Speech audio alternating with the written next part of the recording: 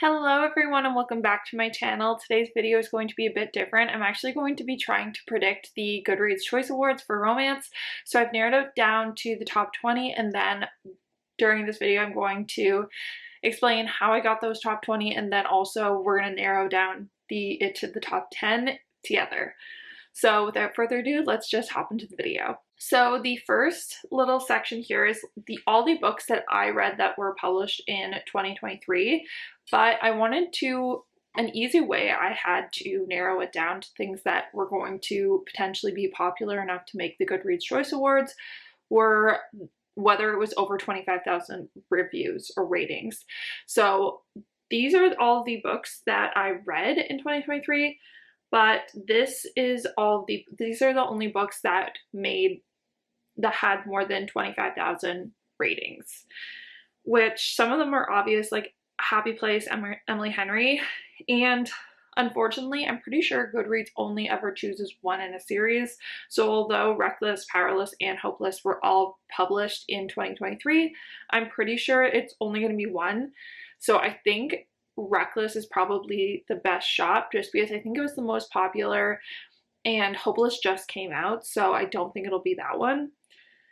I also don't think that Goodreads usually goes with indie published books, so I don't think Jasper Vale would be there. The only reason I think that Elsie Silver's like The Chestnut Springs might be is because they are they did get picked up by a traditional publisher this year, so I'm thinking maybe.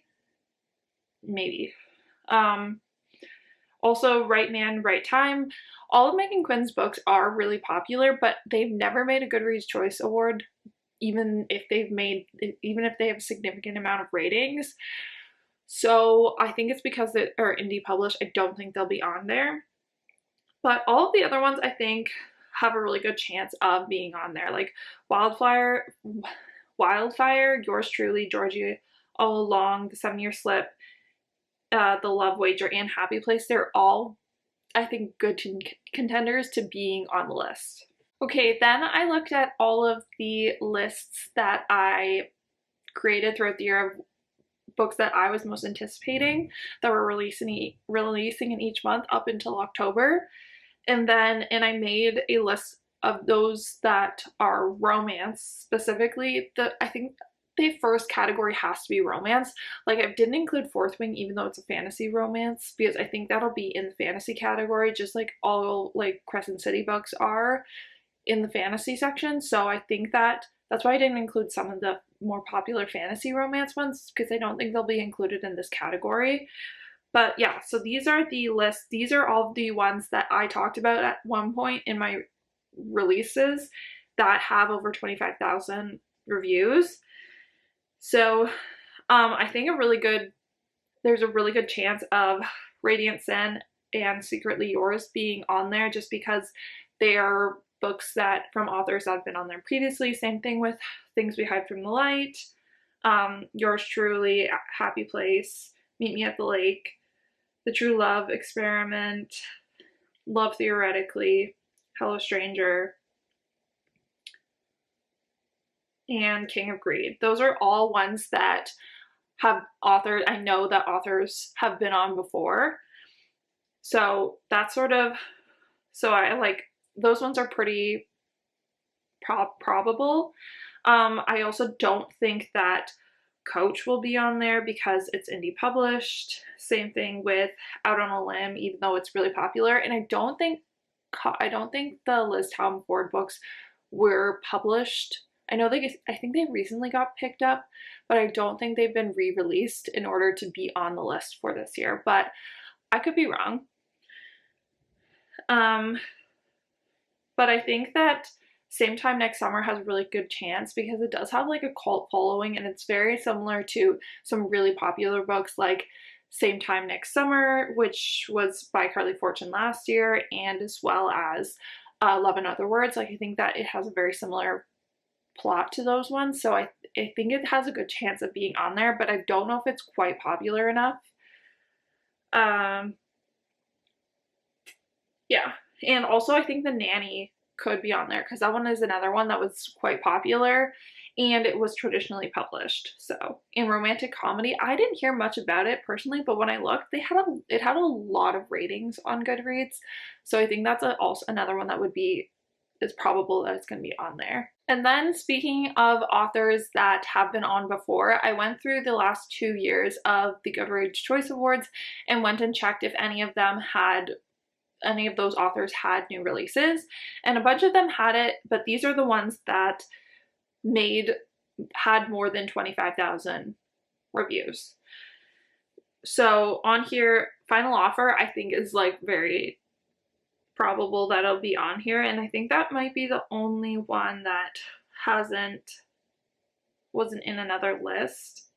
Loathe to Love You is a bind-up of novellas that came out last year, so I'm not sure if it counts, but it was a bind-up that was traditionally published, so it's possible that that one will make it. And so this is what I think the top 20 are. I think basically the top 10 are all ones from authors that have all been on there before. Same with the True Love Experiment, and the rest are all ones that I think were traditionally published as well as were fairly popular, and ones that I think I've heard of all of them except for Romantic Comedy. I know I talked about it when it was a new release, but I really didn't hear anybody talking about it. I think it's one that like borders like fiction, general fiction and romance. So I think I've talked about all of them at this point. Practice Makes Perfect has a pretty big cult following, but I think it's one of Sarah Adams' first traditionally published books. Same with When in Rome. And that was too late to be on the list last year, so I think that this one will make it. But yeah, I think all the other ones are pretty obvious. I do think that Happy Place will win since Emily Henry's won the last 2 years in a row. But maybe people are thinking about switching it up, but I think Happy Place is really popular, and even more popular than People We Meet on Vacation and Book Lovers. So I think that it's possible that this one wins again. Anyways, so choosing the top 10, I think that obviously I'm going to choose Emily Henry. So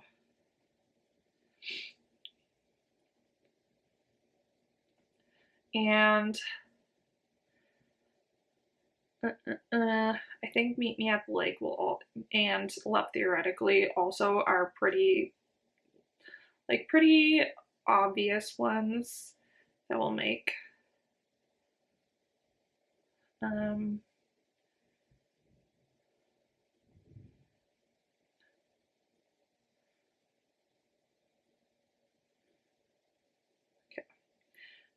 And then I'm pretty positive Final Offer will be on there as well. It's gonna start to get difficult though.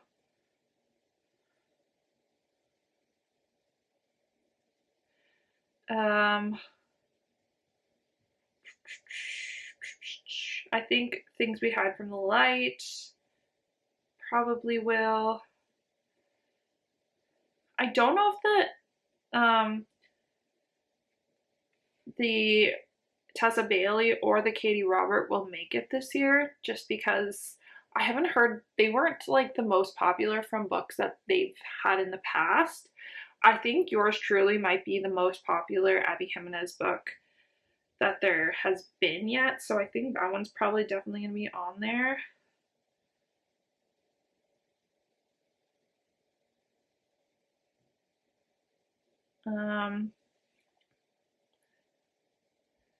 And also the Christina Lauren book, I'm going to put that on the top 10. Just because I want it to be on the top 10. I'm pretty I like really want Reckless to be on there, even though Reckless is one that I'm not even sure is going to be on the list to begin with, but if it does make into Goodreads Choice Awards, I think it'll go really far. So I'm going to put it down there as one.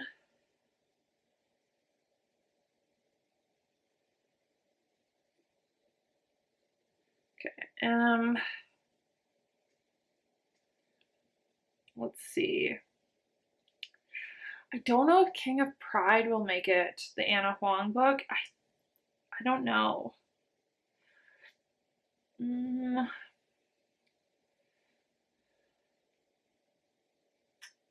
This one's hard. I only have 2 more choices left, so I don't know. This is getting really difficult. So